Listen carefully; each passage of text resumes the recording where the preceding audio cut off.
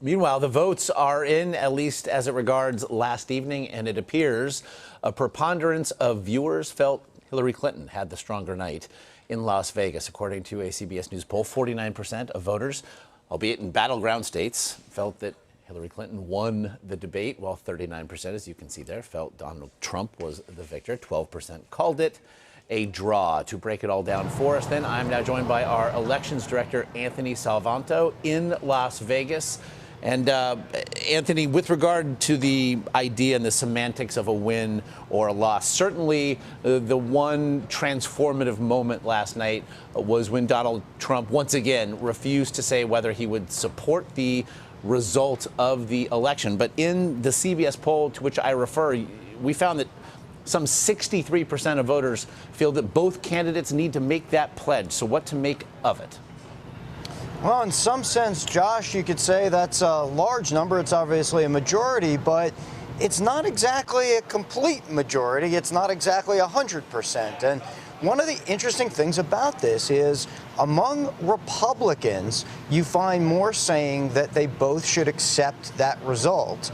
And that's something of, to use the Vegas parlance, tell here. That means that that's something that's put a bit of a limit on how much of his support Donald Trump can grow out of this. But you do then see about a third of his supporters who say that he should not. And I think that tells a larger story.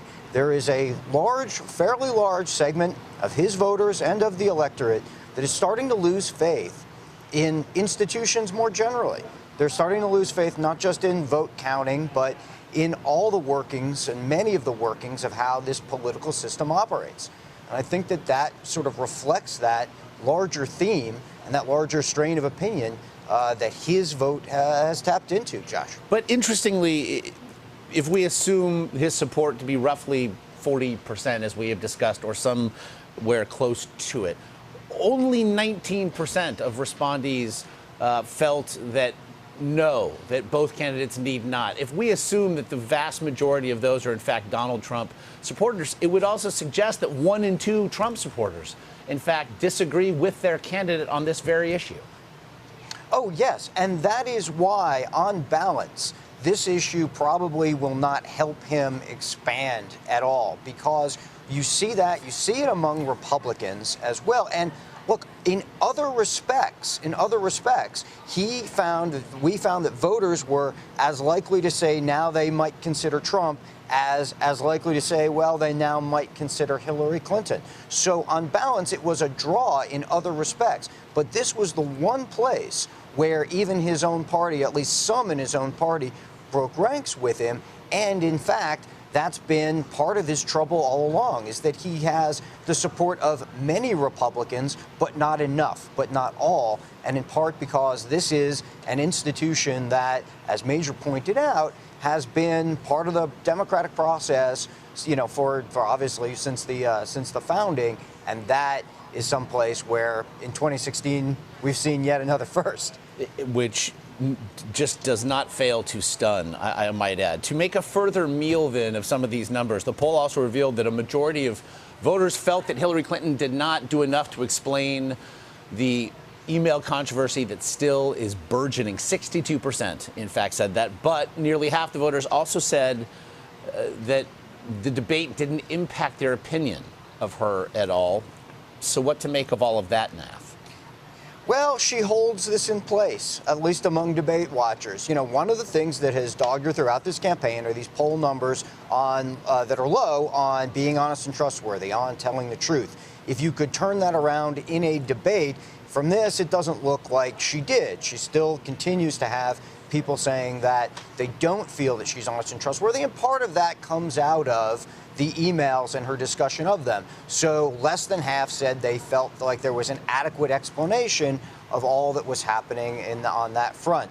Having said that, if she just wants to hold this and she's got, say, a single-digit lead, at least nationwide and in the battleground states, then there isn't a lot of evidence that would show any slippage away from her. But yes, not any gains, at least from among people who might have been looking for a better explanation of the emails. Quickly, Anthony, I found last night in the aftermath of this third and final debate, that the idea with these two candidates, given how diametrically opposed they are and given, frankly, how famous they both are, I find it remarkable that there are still undecided likely voters.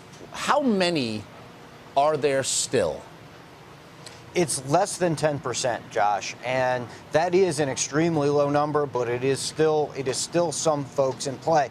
But the reason for that is not that there are people out there who like both of these candidates and feel like they have this great choice they get to make. It's in fact the opposite. It's people who consistently tell us that they feel like they're settling. They want to be dutiful, they want to exercise their democratic right and go out and vote, but they don't like either candidate. And that's where you find that larger number of undecided. That's been the dynamic in this race, where each of the candidates has been seeking to disqualify the other in much of the rhetoric, and we've picked that up because that's what's left out there. That's what the undecided voters are weighing right now, is which one is the one sort of worth settling for, if you will.